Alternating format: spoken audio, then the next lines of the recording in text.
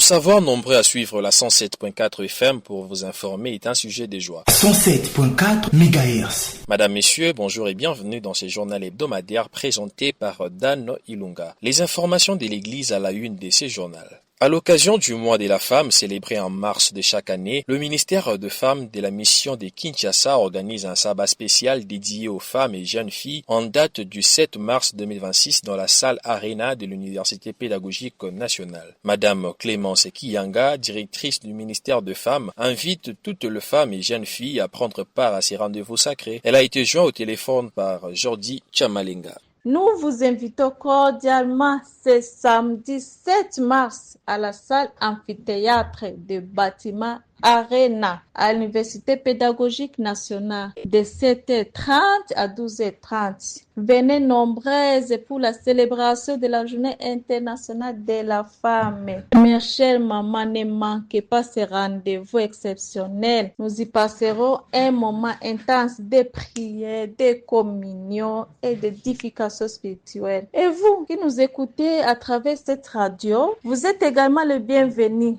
Mes mamans, mes chères sœurs, ne venez pas seuls, invitez aussi les autres. En date du samedi 28 février 2026, il s'est tenu une cérémonie d'incorporation des jeunes adventistes dans les différents clubs de la jeunesse adventiste évoluant au sein de l'église locale de l'UPN, à savoir le club des aventuriers, constitué de jeunes de 4 à 9 ans, le club des explorateurs des jeunes de 10 à 15 ans, le club des ambassadeurs des jeunes de 16 à 21 ans et celui de jeunes adultes des jeunes de 21 ans au-delà.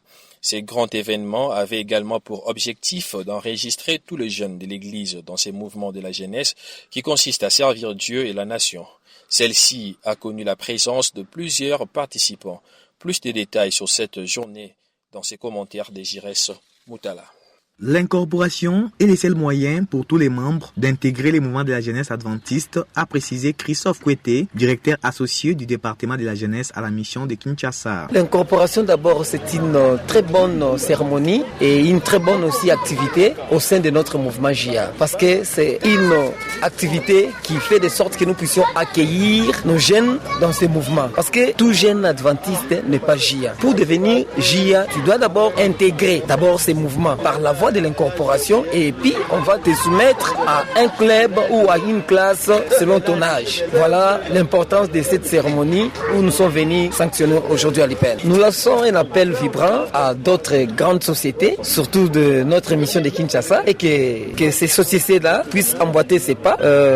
Avant de passer à autre chose, nous commençons d'abord par l'incorporation. On doit revoir au sein de leurs églises parce que nous venons d'avoir une grande Pentecôte, la Pentecôte 2026. Nous avons baptisé, nous avons accueilli de nouveaux membres au sein de l'église. Alors ces membres-là, nous devrons les soumettre, nous devons d'abord les accueillir dans ces mouvements, leur montrer l'importance de ces mouvements et après cela, ils doivent suivre des matières de formation pour qu'ils deviennent aussi chefs guides à la longue. Pour Nathan Baledi, directeur du club des aventuriers, c'est-à-dire de jeunes dont l'âge varie entre 4 et 9 ans, à l'église locale de l'IPN, encourage les parents à envoyer leurs enfants pour la formation, peu importe leur âge. Cette journée a été bénéfique pour tout un chacun d'entre les jeunes car dans cette activité, nous avons fait une cérémonie pour montrer l'intégration officielle des jeunes dans le mouvement JA.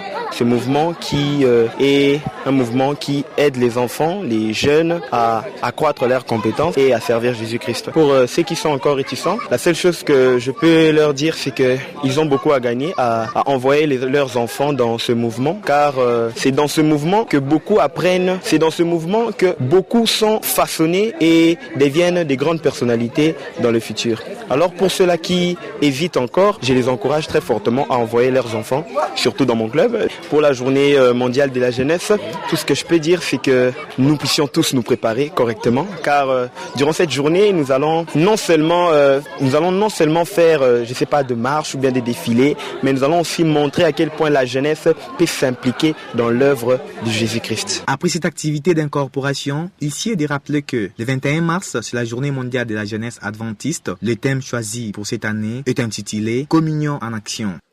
L'église adventiste du 7e jour a vibré du 7 au 21 février 2026 au rythme de la campagne d'évangélisation dénommée Pentecôte 2026.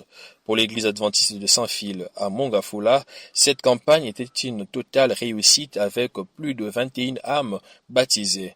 Le pasteur de cette église locale, Patrick Bakatupenda, n'a pas caché sa satisfaction. On l'écoute au micro de Pierrette Ngoyi Kankishi. Nous sommes très heureux parce que durant les 2 semaines, nous avons senti la main de Dieu. La campagne a été couronnée par un baptême spécial des 21 âmes qui ont favorablement répondu à l'appel de notre Seigneur à rejoindre le corps du Christ. Nous en sommes fiers et nous félicitons tous les membres pour leur implication. L'Église avait reçu l'affectation spéciale d'un pasteur, d'un orateur international, le pasteur Fidelis Chuma, qui a été à la hauteur, qui a prêché et qui a emballé les peuples de Dieu avec sa technique et sa facilité de s'intégrer aux us et coutumes locales. Il n'y avait pas vraiment d'écart, sauf celui lié à la langue, mais dans les habitudes, dans sa proximité avec le peuple de Dieu, nous avons eu l'impression qu'on avait affaire à un orateur local et nous bénissons le Seigneur pour cela. D'un chapitre à un autre, parlons politique à présent dans ce journal hebdomadaire. Le président de la République démocratique du Congo, son Excellence Félix Antoine Tshisekedi Tshilombo, a instruit les membres du gouvernement lors de la réunion du Conseil des ministres tenue le vendredi 27 février à Kinshasa de proposer des mesures de régulation face aux abus constatés sur les réseaux sociaux numériques. Cette orientation donnée au cours de cette séance officielle vise à lutter contre la désinformation et les contenus jugés nuisibles tout en garantissant le respect des libertés fondamentales. Suivez le commentaire de Pierrette Ngoyi Kankishi. L'initiative annoncée par le président de la République démocratique du Congo, Félix-Antoine Tshisekedi, s'inscrit dans un contexte national marqué par une forte expansion de l'usage des réseaux sociaux. Devenus en quelques années des espaces majeurs d'expression citoyenne, de mobilisation politique et de diffusion de l'information en République démocratique du Congo, selon plusieurs observateurs, les préoccupations des autorités portent notamment sur la prolifération de fausses informations, fake news, les campagnes de manipulation de l'opinion, les discours de haine, les atteintes à la réputation des institutions et des personnalités publiques, ainsi que la diffusion de contenus susceptibles des troubles à l'ordre public. Ces phénomènes se manifestent particulièrement en période électorale ou lors des crises sécuritaires où la circulation rapide d'informations non vérifiées peut amplifier les tensions. Cependant, la mise en place des mesures restrictives soulève des interrogations majeures sur le plan juridique et démocratique. La Constitution congolaise garantit la liberté d'expression et la liberté de la presse. Toute régulation devra donc s'appuyer sur un cadre légal clair, précis et transparent, définissant sans ambiguïté ce qui constitue un abus ou un contenu nuisible, à défaut les risques d'interprétation subjective ou d'application sélective des sanctions pourraient alimenter les critiques. Des spécialistes en droit numérique estiment que la régulation pourrait prendre plusieurs formes: les renforcements de lois existantes en matière de cybercriminalité, la mise en place d'un organisme de contrôle ou d'une autorité de régulation du numérique, l'obligation pour les plateformes d'améliorer leurs mécanismes de modération de contenu, des campagnes nationales d'éducation aux médias et à l'information pour responsabiliser les utilisateurs. Le suivi exigé tous les 15 jours par les chefs de l'État montre la volonté d'un pilotage rapproché de ces dossiers sensibles. Reste à savoir si l'approche adoptée privilégiera davantage la pédagogie et la responsabilisation des usagers ou si elle orientera vers des sanctions pénales plus sévères. Il s'y est de noter que les défis pour les autorités congolaises sera de concilier 3 impératifs: protéger l'ordre public, préserver la cohérence sociale et garantir les libertés publiques. L'équilibre entre sécurité numérique et démocratie sera au sein du débat dans les semaines à venir. Le gouverneur de la ville de Kinshasa, Daniel Bumba, a lancé un appel ferme aux contribuables quinois pour les paiements de l'impôt foncier 2026 et de l'impôt sur les revenus locatifs 2025. L'annonce a été faite le vendredi 27 février de l'année en cours à l'occasion d'une journée fiscale organisée par la Direction générale des recettes de Kinshasa, DGRK en sigle, à la gare centrale. Claude Kaja nous en dit plus dans ses commentaires. L'appel du gouverneur s'inscrit dans une stratégie plus large de renforcement de l'autonomie financière des Kinshasa.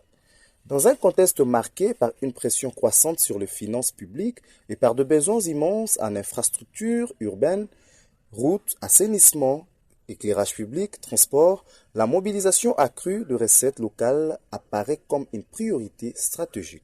Cependant, au-delà de l'injonction au civisme fiscal, la question centrale demeure celle de la confiance. Pour de nombreux contribuables, le paiement de l'impôt reste intimement lié à la perception de l'efficacité de la dépense. L'adhésion massive de quinoa passera inévitablement par une gestion transparente de fonds collectés, une traçabilité claire de projets financés et de résultats visibles dans la vie quotidienne. Retenons que la modernisation de la Direction générale de recettes de Kinshasa constitue à cet égard un signal encourageant. L'acquisition d'équipements logistiques et informatiques peut contribuer à réduire le fuite de recettes, à améliorer le suivi des contribuables et à limiter les pratiques frauduleuses. Néanmoins, la lutte contre la fraude matérielle, elle exige également un encadrement rigoureux, de mécanismes de contrôle interne efficaces et une volonté politique constante. En définitive, la réussite de cette campagne fiscale dépendra d'un équilibre délicat entre fermeté institutionnelle et pédagogie citoyenne. La fiscalité locale ne peut être perçue uniquement comme une contrainte, elle doit devenir un levier de développement partagé où chaque contribution trouve sa traduction tangible dans l'amélioration du cadre de vie urbain. Parlons santé dans ces journaux hebdomadaires. Depuis quelque temps, une vague d'infections respiratoires touche de nombreux enfants, caractérisés notamment par des toux persistantes, nez qui coulent, ainsi que la fièvre. Tout savoir sur cette pathologie avec le docteur Wela, médecin chef de service de pédiatrie à l'hôpital Voici l'Homme. On l'écoute au micro de Yvonne Kabangou. Il est vrai que la toux et le rhume font partie des pathologies qui constituent un part important de consultation en pédiatrie. Mais aussi, il est réel que nous avons constaté que ces derniers jours, il y a plusieurs patients pédiatriques qui viennent dans un tableau de toux et rhume comme plainte. Bon, parler des situations inhabituelles serait un peu difficile. Aussi, dire qu'il est classique, ça serait aussi difficile parce que nous n'avons pas trop d'études qui se font dans le pays pour voir l'émergence de cas de grippe en République démocratique du Congo et surtout que la grippe ne constitue toujours pas une pathologie nécessitant qu'on fasse l'alerte au niveau de la zone de santé.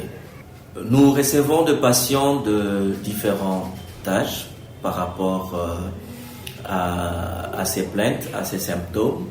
Mais bien souvent, dans nos consultations, ce sont plus les nourrissons qui nous viennent en consultation pour des problèmes de toux et de rhume, avec une fièvre associée, c'est-à-dire les enfants dont l'âge est compris entre 1 mois et 2 ans. Je peux même aller plus loin en parlant même de ceux qui ont 3 ans, 4 ans d'âge, qui nous viennent souvent en consultation ces derniers jours pour des problèmes de toux et de rhume. Parlons agriculture dans ces journaux. Riche de près de 80 millions de terres arables, la République démocratique du Congo dispose d'un énorme potentiel agricole encore largement sous-exploité.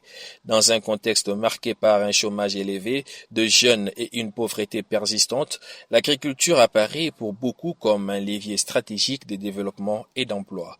Quelle place ce secteur peut-il réellement occuper dans la relance économique du pays?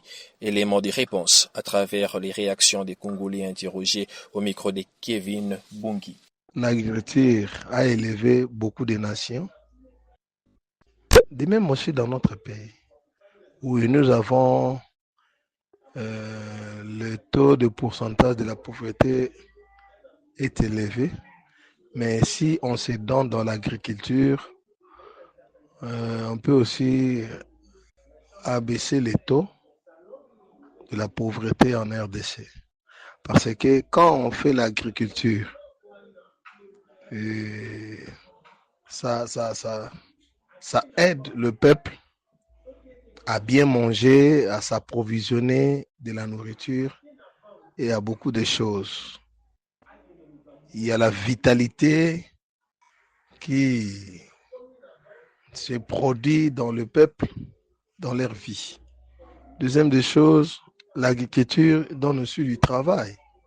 Quand une personne se lance dans l'agriculture, il engage des gens pour travailler et il les paye. Ça fait rabaisser aussi la pauvreté dans le peuple. Et troisième des choses, quand une personne se donne dans l'agriculture, il récolte les revenus qu'il a. Ça peut aussi aider sa famille et aider aussi des peuples qui sont dans le besoin. Donc l'agriculture est très importante dans le pays. Aujourd'hui, si tu regardes la Chine, Taïwan, Kokindekuna, aujourd'hui, s'ils sont ce qu'ils sont aujourd'hui, c'est grâce à l'agriculture. Tu vois ici en RDC, nous négligeons trop. J'ai pitié des mamans maraîchères qui nous aident à Kinshasa ici, des légumes par-ci par-là, mais les gens négligent ça. Or, l'agriculture, ça va élever notre pays. À l'époque, si tu regardes bien, il y avait le coton, café, caoutchouc à l'Équateur, les maniocs, le maïs. Au Katanga, je m'en souviens à l'époque. Je vous dis, si nous nous mettons à cultiver, Musée, il a amené ce qu'on appelle le service national. On produisait des tonnes et des tonnes de maïs. Sauf à ce que je sais que les transports pour amener dans des villes, c'est un peu difficile avec nos routes et tout. À l'Équateur, n'en parlons pas. L'agriculture, on ne peut pas négliger ça. L'agriculture, ça va contribuer à l'élévation de notre pays. Parlons de l'intelligence artificielle dans ces journaux. De nos jours, l'intelligence artificielle offre aux élèves plusieurs avantages dans la recherche et traitement rapide des données. Cependant, les constats sur terrain et tout autre. L'intelligence artificielle devient un frein à l'apprentissage, au développement intellectuel et rend fainéants les élèves. C'est ce qu'ont attesté Stéphie Koutungulula et Elite Nsita, respectivement journalistes et chercheurs. On les écoute tour à tour au micro de Naomi Benda. Bon, pour moi, je pense que les dangers est vraiment très grave parce que nos élèves au Congo n'apprennent plus à étudier et à faire autre recherche. Donc, ils sont limités qu'au téléphone à travers l'intelligence artificielle. Ils peuvent faire les examens, d'autres devoirs, voire même les interrogations en ligne. Alors, cela nous produira à la longue d'avoir des illettrés. On ne sera pas à mesure d'avoir des personnels bien équipés pour travailler dans nos différentes sociétés au Congo. Donc, je pense que les dangers est vraiment très, très, très grave. Donc, à la longue, on n'aura pas des bonnes têtes parce que au fur et à mesure qu'on fait des recherches, nous apprenions. Nous grandissions en fait notre intelligence avance, mais au fur et à mesure que nous sommes limités à ne pas étudier, à ne pas mener des recherches, on est seulement là basé au téléphone, sûrement les intelligences artificielles pour faire nos devoirs, nos recherches. Donc à la longue, on ne sera pas à mesure d'avoir de bons employés au Congo. Premièrement, l'intelligence artificielle détruit et ça arrange aussi pour les élèves. Malheureusement, à cause de l'intelligence artificielle, les étudiants ou les élèves sont devenus des fainéants. Ils ne savent même pas faire de recherche personnelle. Ils ne savent pas étudier.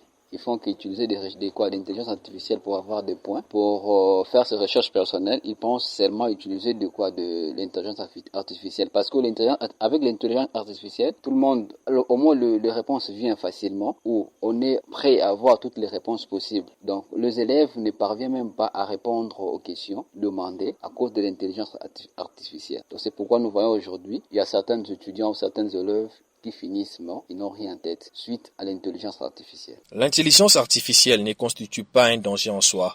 Les problèmes résident dans l'intégration de l'usage rationnel de la dite intelligence artificielle dans le système éducatif congolais. C'est ce qu'a affirmé Arthur Moulumba, journaliste spécialiste en numérique. On l'écoute au micro de votre radio. L'intelligence artificielle est un outil, comme tout autre logiciel, à l'instar de Word ou Excel, qui demande un certain nombre de compétences pour pouvoir mieux l'utiliser. Dire d'un coup que l'intelligence artificielle est désavantagée dans la formation surtout des élèves, je crois que c'est aberrant. ou c'est mal comprendre la chose. Parce que peut-être, puisque dans notre système éducatif, on n'a pas encore intégré l'apprentissage de l'utilisation des technologies de l'information et de la communication, c'est ce qui rend les choses peut-être très difficiles.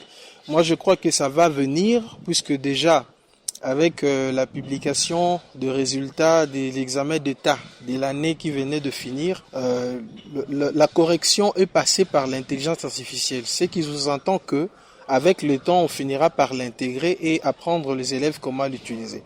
Donc, c'est un outil très, très avantageux dans la formation des élèves, dans leur parcours, mais seulement il faut apprendre à savoir comment l'utiliser, comment questionner. En termes techniques, on parle des prompts. Donc, le travail serait d'apprendre aux élèves comment prompter pour trouver l'information sur ce qu'ils ont besoin. Donc, l'outil, l'intelligence artificielle n'est pas seulement une machine à questions-réponses pour que quand on cherche quelque chose et puis on demande, on a la réponse du coup. Non, pas du tout, parce que quand vous posez des questions vraiment qui ne tiennent pas, des questions qui ne sont pas correctes, vous aurez aussi des réponses incorrectes. Donc en contrepartie, quand vous posez des bonnes questions, vous avez aussi des informations qu'il vous faut. Donc ça détruit la personne qui ne sait pas l'utiliser, mais ça aide et ça donne l'avantage à ceux qui savent l'utiliser ou prompter. Il y a pas mal de gens déjà qui donnent des centres qui donnent des formations pour savoir utiliser l'intelligence artificielle. Donc je crois que les élèves, les étudiants, tout comme tout apprenant, peut aussi chercher par lui-même comment apprendre et pouvoir se mettre à niveau pour pouvoir l'utiliser de manière bénéfique. Autre chose dans ce journal, à Kinshasa, il s'observe depuis plusieurs années une surpopulation inquiétante. Les habitants des provinces à la recherche d'une vie aisée inondent la capitale. Quelles peuvent être les causes et les conséquences de cet exode rural? On écoute tour à tour les avis de compatriotes contactés par Grace Bouanga. Ici au Congo, nous avons la difficulté moko na ba province na biso, donc situation mbongo za passe na mboka à propos ya province. Donc batu bazo ta province belé tozo tonda tozo zala inondé na kati ya capitale à propos ya vie ezo simba te na province. Ezo simba te na province ezala elateli, ezala savant, ezala occupation nyonso, eza passe. Donc moi facilité ezala rolia pondu, rolia kwanga, madesungu mais pour l'ata, ils a passé, ça va passer, donc les conditions, ils ont passé, mungwa, ils ont passé. C'est pour cela, dans la province, mais ça là, ils ont été, donc ils ont aussi battu, la proposition, ils ont le cas de Konabiso, il y a Kassai. Donc, aujourd'hui, on a belé, ils ont fourni sur l'autre côté. C'est pour Azana famille, Azana Mwasi, Azana Bana, Azana Bandeko, Azana Monasko, Bakouli Andeni, Bakovi Gandeni. Les gens qui préfèrent quitter leur lieu habituel pour venir habiter dans un milieu inconnu, en d'autres termes, je me dis, ils commettent une grosse erreur parce que chaque personne est habituée et je ne pense pas que tu peux prendre position d'une terre sans pourtant investir sur ce terrain. Je veux dire que lorsqu'ils s'engagent, ils prennent des décisions de quitter leur milieu respectif, en gros leur milieu qu'ils connaissent très bien, qu'ils maîtrisent mieux le mouvement, le fonctionnement, et venir dans un milieu qui ne maîtrise rien du tout, ça m'étonne. Alors pour moi, je dirais, il n'est pas vraiment intéressant de quitter la province pour venir habiter dans les capitales, à moins que pour une raison très bien précise. C'est un peu ça. Les études ou affaires, imitation du service et autres. À l'occasion du mois dédié aux droits des femmes, notre rédaction s'est intéressée sur les quotidiens de la jeune femme congolaise, spécialement sur son style vestimentaire quotidien. Au micro de Joyce Moubidi, Madame Jeanne Kizola, journaliste de profession, déplore tout d'abord la dépravation rencontrée dans l'habillement de la génération actuelle, tout en formulant un appel au changement. On l'écoute. Que moi je suis série 7. Série 7 à l'époque, nous étions d'abord bien éduqués à la maison. En tout cas, on ne faisait pas comme aujourd'hui. Je vois tout ce qui se passe aujourd'hui, vraiment ça fait très mal. À l'époque, nous on s'habillait tellement vraiment décent. Tu peux aller même devant les parents, non, c'était normal. Mais ce que nous voyons aujourd'hui avec les banales, cette appellation qu'on a aujourd'hui, Kilelo, c'est bizarre. Tu vois, surtout pour le mois de mars ici, tu verras, peut-être les parents vont faire sortir de l'argent pour donner donner aux enfants, de s'habiller, bien sûr. Ce n'est pas vraiment obligatoire, mais et tu verras que la fille, quand on va la remettre de l'argent, elle va acheter le pagne. Mais ce qu'on va confectionner pour elle, ça n'a pas de sens. Tu vois, peut-être toutes les cuisses dehors, les seins dehors, les dos dehors. Pourquoi? Or, à l'époque, avec nos mamans, les mamans faisaient les libaya. Libaya et vendent avec peut-être une jupe longue ou bien avec de quoi ça, des pièces. Mais aujourd'hui, ce qui se passe, si tu regardes même le garçon, leur façon de s'habiller, le pantalon, c'est anormal. Avoir à notre époque et aujourd'hui, c'est vraiment différent. En tout cas, moi, je demande aux jeunes garçons, aux jeunes filles de s'habiller normalement et puis même à la maison. Je sais que ce n'est pas facile. Comment doit se comporter un bon motocycliste pour éviter les arrestations entre le manque de casques, les mauvais dépassements lors de la conduite?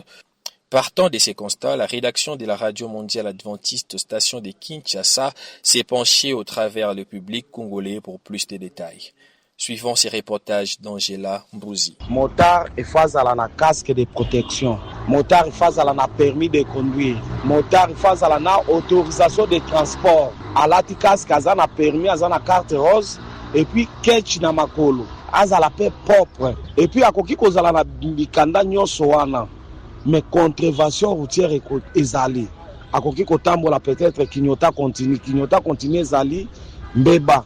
Poner déjà muto azana sima na yo azomona yo zobeta kinyota kota gauche ye moya devie kuneza tazo kasanet yo zokota okozokota tozokende nango tout droit ezali déjà mbeba okoki kozala na rétroviseur ezali te rétroviseur ezali pona kotala oyo ya oyo ozotika na sima sokoza nango te bakokanga yo wana babenga ba contravention routière mais faut zala na permis na yo carte rose casque de protection. C'est par cette information que nous bouclons ce journal hebdomadaire présenté par Dan Ilunga, journal qui a connu le concours rédactionnel de Claude Kaja, Pierrette Ngoï, Kankishi et Yvonne Gabangu, avec la participation de nos stagiaires, nous citons Angèle Mbouzi, Joyce Moubidi, Kras Bwanga, Naomi Menda et Kevin Kongi, avec la coordination de Jires Boukala. D'ici là, excellent mois de mars et